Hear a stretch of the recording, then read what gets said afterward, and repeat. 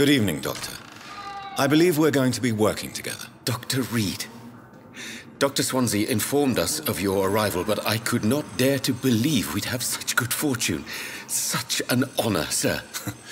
Thank you. And you are? I am Thoreau Strickland, Dr. Thoreau Strickland. I'm a great admirer of your work, Dr. Reed. My sweet girl. Reads me like a book. What can you tell me about the Pembroke? Well, it has always been an honor to work with Dr. Swansea. But with your arrival, I can't think of a better opportunity to learn about blood transfusion. Do you need help with anything in particular? Well, yes, maybe. I'm waiting for a batch of products I ordered for my personal research, yet my supplier seems to have vanished. Do you want me to play the errand boy for you? Oh, no, Dr. Reed. But if you went personally to his shop, what with your reputation and all, he wouldn't dare to refuse the products I need. I see. Well, give me the address, for I may pass by if I have time.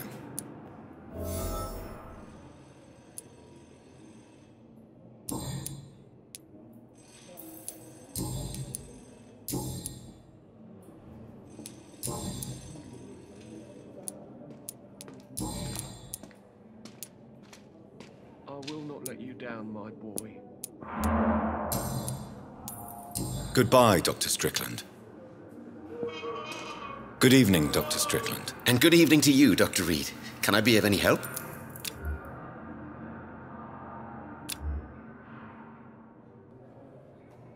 My sweet girl.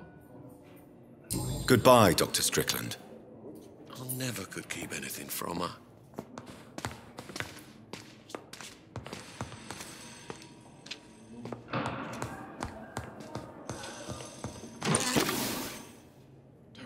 You always knew the words to calm the children, Ellen. As for me, what a blundering idiot. Good evening, sir. I'm Dr. Reed. May I help you? I don't know if a third opinion is needed. Your colleagues are already arguing about my condition. I see. Would you mind telling me more about your situation? I'm Harvey Fiddick.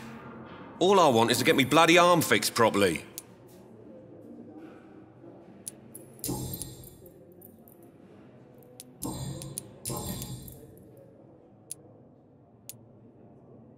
Tell me about the doctors who are arguing about your case. Strickland and Ackroyd. They both want the best for me, but there's a lot of pride there. Doctors are no different from carpenters, it seems. What do you mean? I often had professional arguments with rivals on a building site. Difference is I disagreed about wooden nails, not flesh and bones.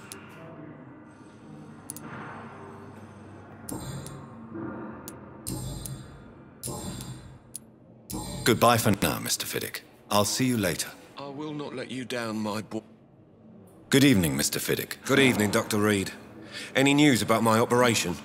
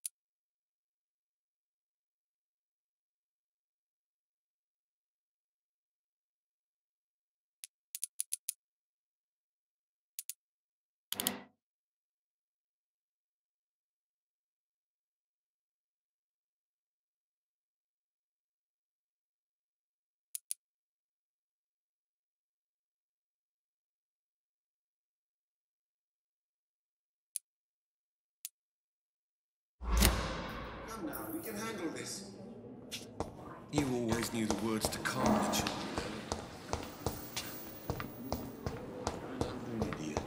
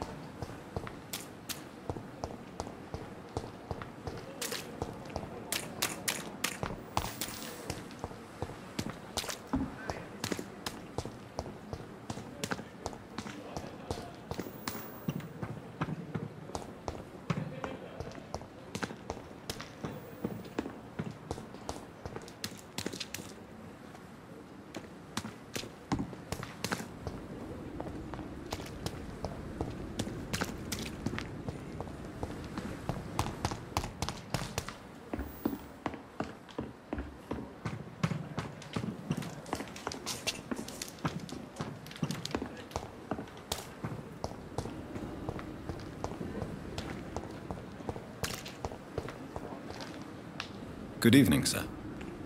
So it is true. The famous Dr. Reed has joined us.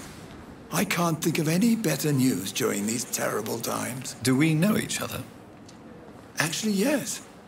We met once before, at the Rockefeller University in New York. Dr. Tippett, yes, I remember. I was assisting Professor Carell in his research about coronary bypasses. He had nothing but praise for you. He was also very confident about your future. And look at you now. Eminent surgeon and blood transfusion specialist.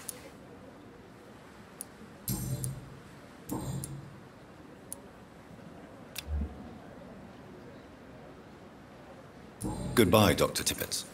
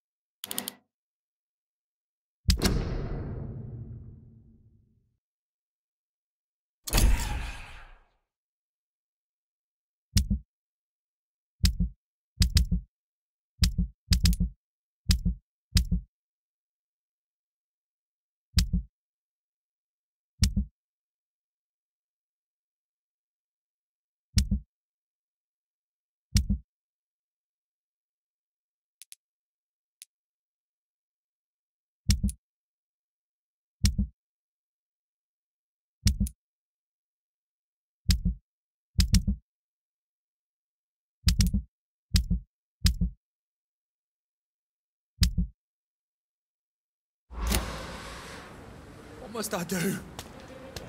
What must I do?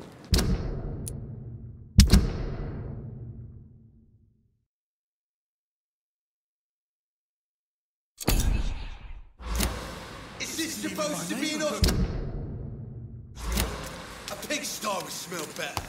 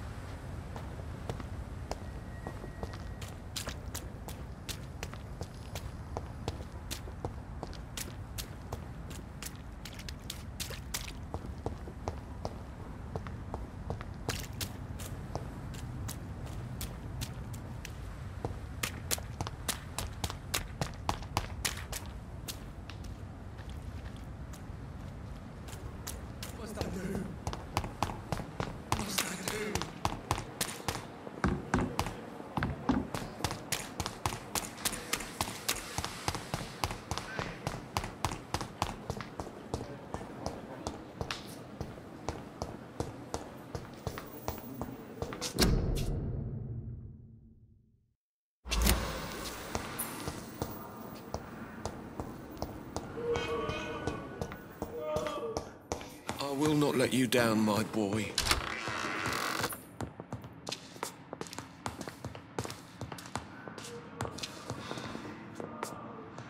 Good evening, madam. Can I help you? It's my son who needs you, sir. I'm Dr. Jonathan Reed. How can I help your son? I'm Beatrice Goswick, mother of Mortimer Goswick. Could you check on him, please, Dr. Reed? I've heard much of your talents as a physician.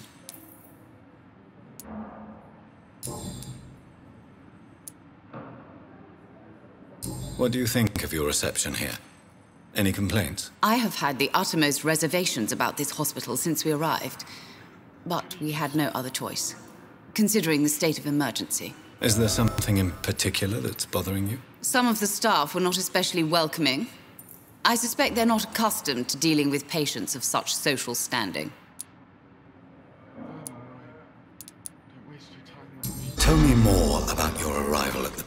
hospital. What gave you such a bad first impression? The ambulance driver was quite rude, for a start. And that nurse, Miss Hawkins, seems to have quite a dubious attitude. What do you mean? She managed to secure a bed for my son despite the epidemic. It was a relief, but it wasn't cheap.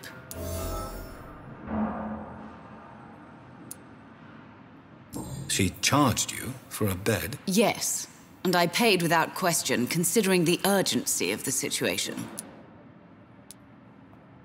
I share your concern, Mrs. Goswick. Be sure that I'll talk to the people involved. I don't expect compensation, Dr. Reed.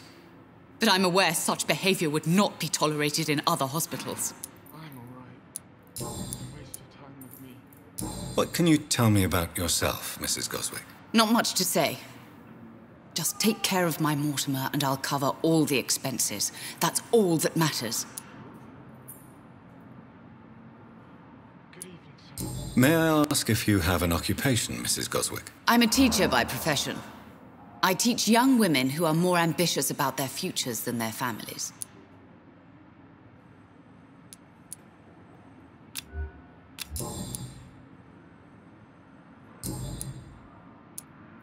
Goodbye, Mrs. Goswick.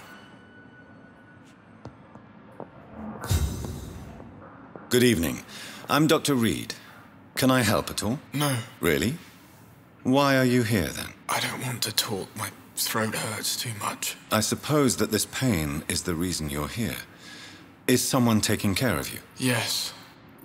And no. Could you at least tell me your name, sir? Mortimer. Mortimer Goswick.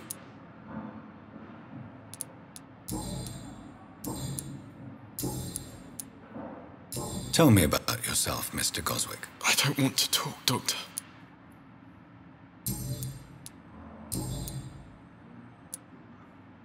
Why did your mother have you hospitalized here? She seems convinced this is a bad hospital. My mother just wants the best for me. She won't rest while I'm here. She'd go all the way to hell and back to help me.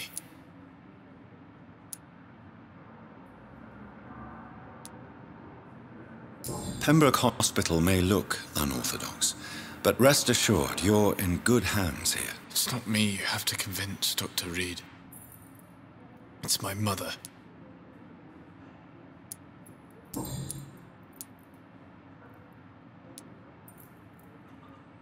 Why did your mother have you hospitalized here? She seems convinced this is a bad hospital. My mother just wants the best for me. She won't rest while I'm here. She'd go all the way to hell and back to help me. How painful is your throat, Mr. Goswick? So painful I'd rather not talk at all, Doctor. I'll let you get some rest, then. Good evening, sir. Doctor. Good evening, Doctor.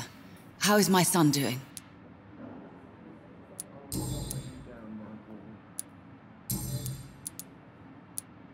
Goodbye, Mrs. Goswick.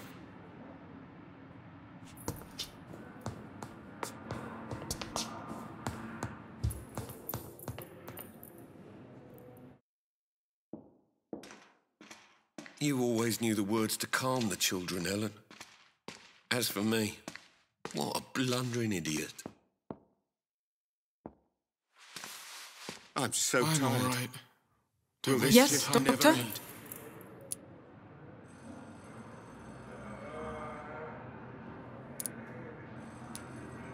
Exactly how bad is the supply situation here at Pembroke?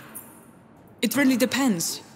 Dr. Swansea deftly works his society contacts for monies, but with the quarantine, well, we're in God's hands. Why then do you always work the nights? Don't you ever sleep? At the Pembroke, we're always hands on deck.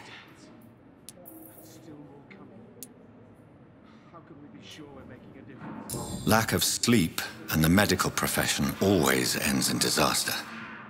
I've witnessed many a colleague succumb to stimulants to fight exhaustion. Drugs were as deadly as bullets in the trenches. London's trenches start here at Pembroke Hospital. We are on the front line, make no mistake.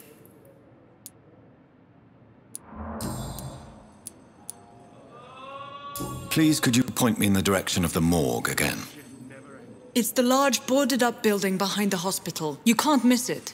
The key I gave you will open the small back door to it. That's all for now, Nurse Crane. Thank you. Doctor. So many deaths.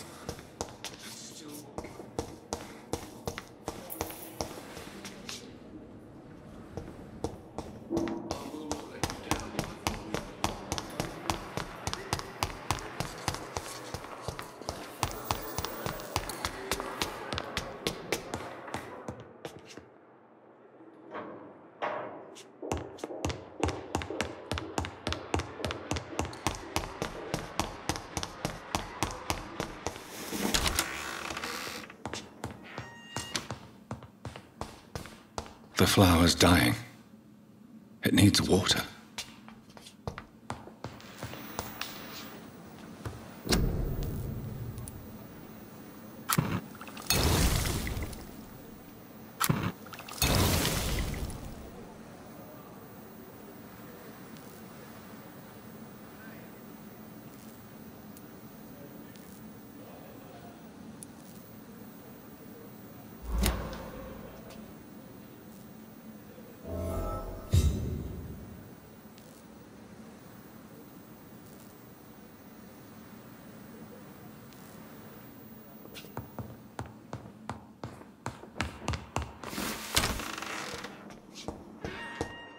I cannot enter.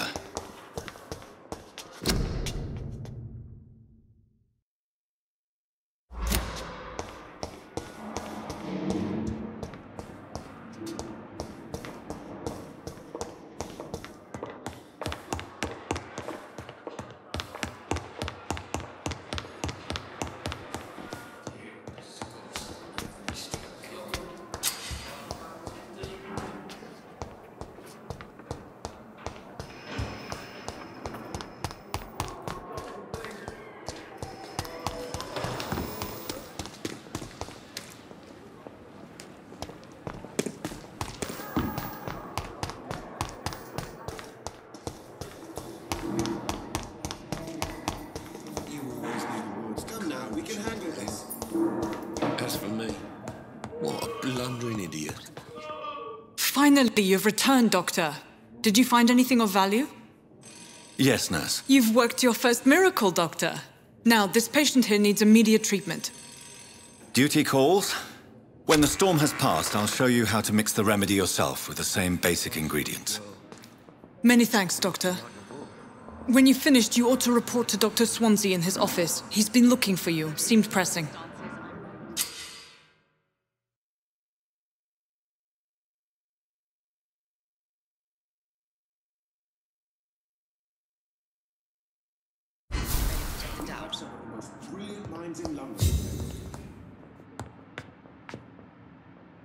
Good evening, Mr. Goswick. How are you? I'm okay.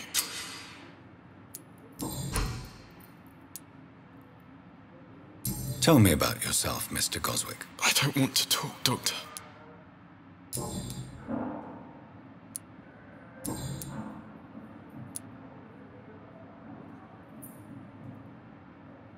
How painful is your throat, Mr. Goswick? So painful I'd rather not talk at all, Doctor. I'm sure you realize a doctor and his patient have to communicate, sir. Would it help if I gave you some paper and a pen? Not really. I see. Then maybe it's not just your throat that hurts, Mr. Goswick. Perhaps your sore throat is just the consequence of something more hurtful. Yes, maybe. But I don't want to talk or even write about it now. This hospital seems to be falling apart. But in the circumstances, I'm willing to give you the benefit of the doubt.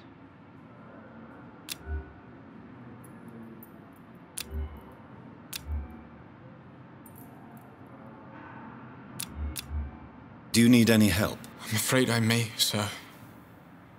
I don't mean to be a burden. You are not a burden, sir. Healing you is my responsibility. And you have my gratitude for that. I'm willing to give you the benefit of the doubt.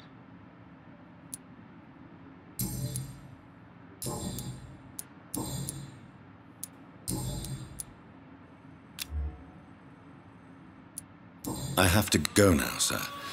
But don't hesitate to contact me if you need any help. I'm all right. Don't waste your time with me. I will not let you down, my boy.